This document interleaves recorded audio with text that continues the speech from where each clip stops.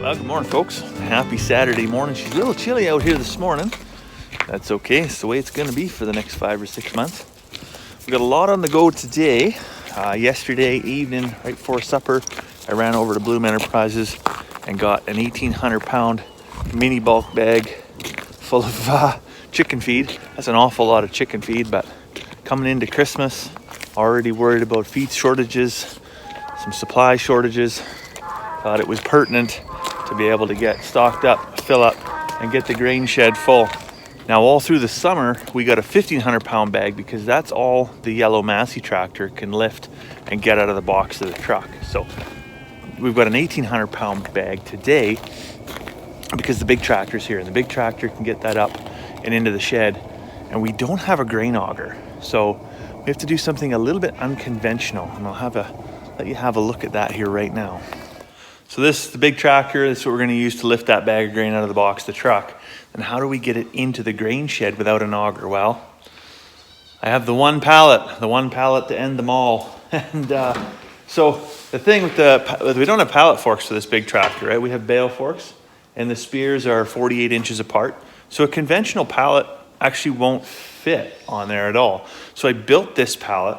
It's 6 feet long, and it has an 18-inch hole in the center, as you can see.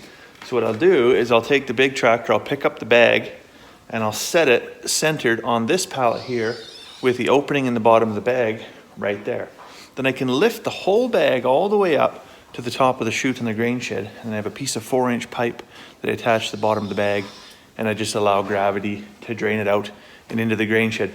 It's a little bit of a screw around, but working with what we have, right? And a little bit of farmer engineering goes a long way. One thing I do have to do, and it's probably not going to happen today, but it's definitely going to happen this weekend, is clean out the box, the side-by-side. You can see I got ratchet straps, I got some old lumber, I got my work boots, and underneath here I have an old set of tire chains that I dug out from down by our corrals, and I've been looking for some tire chains to put on the Massey tractor, and lo and behold, here in the junk pile down in the bottom by the corrals, there was actually a couple sets of tire chains. So what I want to do is be able to get them out on the old tractor here on those back tires, so that times a year like this where we just go freeze thaw, and things get really, really slippery around the yard, I'm not just relying on the diff lock to get around and move around the yard. I can actually get a little bit of real traction. But for now, this is just tying up valuable space in the back of the side-by-side. So one thing I should mention too is a bag of grain is not the only thing I came home with from Bloom Enterprises. So I talked to my buddy Robin, I want to make some sausage here, and he lent me his meat grinder, his sausage making toolkit, and the sausage stuffer. So not this weekend, because we got a whole bunch of stuff on the go, and I think my wife is a little reluctant to help me with this project. But next weekend, we are going to try our hand at making some old-fashioned Lincolnshire sausage from the old country. And if that goes well, then maybe we'll expand that into the Cumberland sausage. The Cumberland sausage is something that I really, really want to make. It's a little piece of home, but it has protected geographic status. So what that means is there can be no variations in the recipe or the way in which it's made. It's a very, very, and in fact, you're not even supposed to make it outside of Cumbria.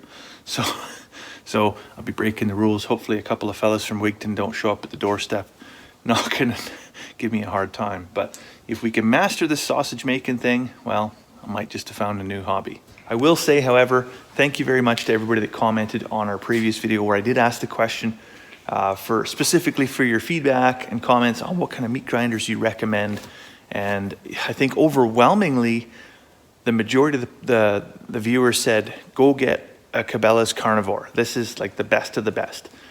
And so I will say, just judging by everybody's feedback, is yeah, it sounds like it's probably the best meat grinder out there. And the rave reviews is basically if you want to run a whole pig, or you want to run a whole cow, or you want to run a whole deer or an elk or moose, whatever it is, repeatedly through a machine, that's probably your best bet. For the guy like myself that maybe wants to make 20 to 50 pounds of sausage, don't even know if I want to get into it yet, just kind of dabbling at this point, I'm probably not going to drop the $700 or $800 on a Cabela's Carnivore just yet. But if this becomes a thing, and the guy decides to go pro, well, then you're definitely going to want to have a really good tool in your toolbox. Okay, quick safety meeting, because, well, it's necessary. This is probably the sketchiest thing we do on the farm here. So we're going to take the tractor with the big pallet, we're going to run it out the door out here, we're going to set the pallet just below the tailgate of the truck. I'm going to back up, and I'm going to scoop the bag, pick the bag up, and then I'll drive the truck out from underneath instead of trying to back up with that load way up in the air. Once the pickup's out of the way, I'll set the bag down on the pallet, back up, pick the whole pallet up, and then we're going to swing into here. I'll open the chute on the grain shed, and we'll attach the 4-inch downspout to get her draining and into the shed. And that's going to take, well, probably less than 10 minutes. It actually is a pretty efficient process. There's a few moving parts. There's a few spots where a guy's maybe in the danger zone. And but all in all, it works really, really well for, you know, a setup where you don't have multiple tractors, or you don't have augers, or you really don't have a good grain handling system.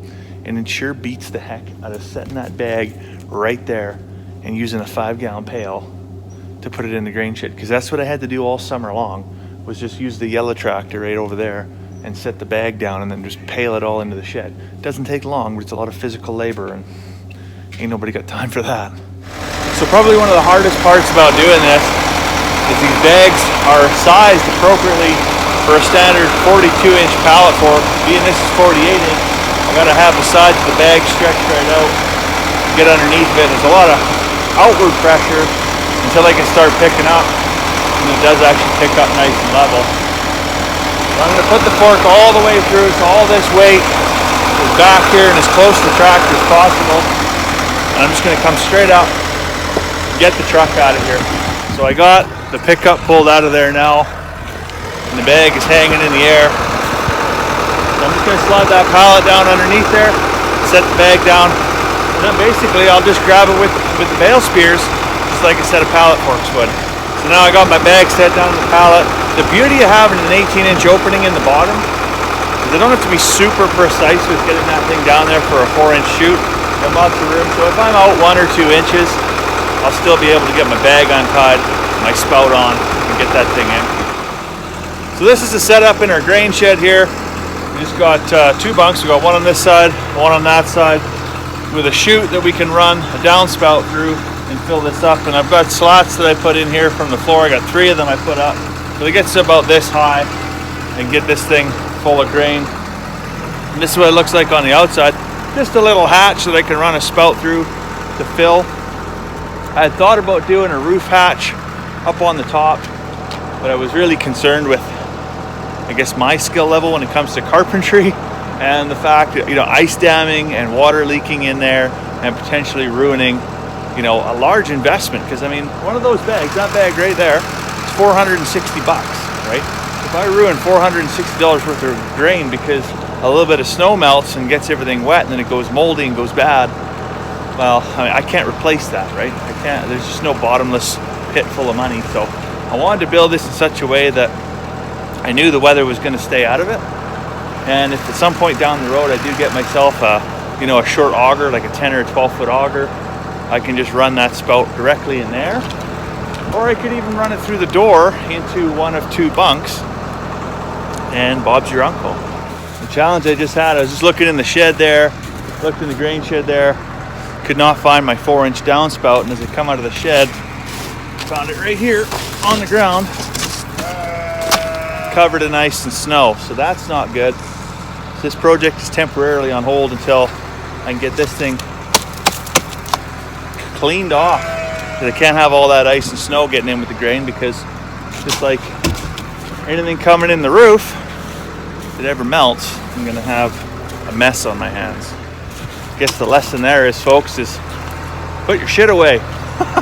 Don't leave it outside. When I talk about the most sketchy thing we do on the farm, this is what I'm talking about. So I got the tractor, the bag's up on a pallet, downspouts in to the side chute on the grain bin, but I gotta climb up the ladder almost directly underneath that and untie that knot, and then the grain's gonna drain out through the chute.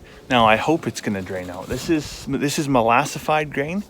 The previous 2 bags that we've purchased, it was over the summer, and I was actually by hand, paling it out of the bag and putting it in there. But it seemed like it flowed okay in terms of, you know, able to get a scoop with a bucket and pour it into the grain bin. So I'm hoping that it will just drop nice and freely through into that 4-inch spout and down into the grain bin. If it doesn't, I'm kind of screwed, because I'm going to already have untied that knot and I will not be able to unlower this bag. And so it's going to require me to be in there with a broomstick and trying to clean this thing out. So I'll climb the ladder, untie the knot. Let's hope magic happens. So for the benefit of anybody wondering how we attach the actual spout to the bag, there's always a little bit of this loose part of the bag that sticks out. It's kind of like a chute in and of itself. And we just put a zip tie around that, around the pipe. And currently there's always this granny knot that's tied in here, and that's what we need to untie right now. Take my glove off, because it's a double knot, which is a good thing, because we don't want it to come undone prematurely. When it goes, it's gonna go, I think. You know, already see your grain start to go there, it's starting to fill up. Yep, we're in business. You can see grain shooting out there. Awesome. So it's not coming out of there super fast by any means, but sure a heck of a lot less work than paling it. And it is considerably faster, definitely, than bucketing it all in here. So we'll just let this drain. It'll probably take a couple, 3 minutes, and then I'll have to climb up top here again with my ladder and actually get the last little dregs out of the bag that just kind of gets hung up in the corners. So I'll actually climb up on the top of the roof of the grain bin and over onto the pallet and just shake the last little bits out of the bag and into the bin. I just got to run and grab a shovel, because I know when I get that bin about 3/4 full, it's going to be angled slightly, and I will have to shovel some over just to make room for all of it, because 2,200 pounds or 2,400 pounds is pretty much all that fits in that bunk on the one side. It could probably go higher. If I had a hole in the roof, I could have gone higher and had more, but this works good for us because that's a few months supply. And if you've already got rolled grains, it's a few months supply. You gotta remember, once you roll it, you're already starting to lose nutrition. So I got no issue with just getting a couple months at a time and not having massive stores of it.